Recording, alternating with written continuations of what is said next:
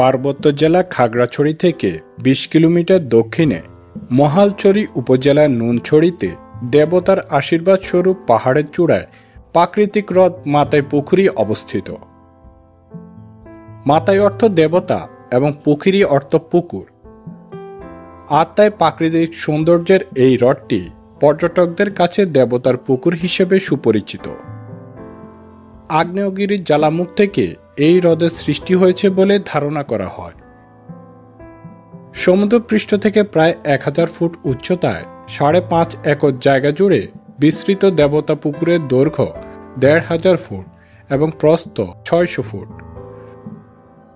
পুকুরের চারদিকে আছে ঘন সবুজ অরণ্য এবং সুবিন্যস্ত পর্বতশ্রেণী।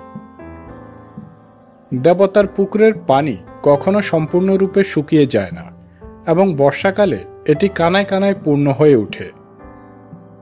এই অঞ্চলের সনাতন ধর্মাবলম্বী প্রকৃতি পূজারী ত্রিপুরা জনগোষ্ঠীর বিশ্বাস, দেবতা পুকুরের তলায় গুপ্তধন লুকায়িত রয়েছে, যা স্বয়ং দেবতাদের পাহারায় রয়েছে, এবং হ্রদের পাড়ে গিয়ে দেবতার কাছে কিছু চাইলে তা পাওয়া যায়।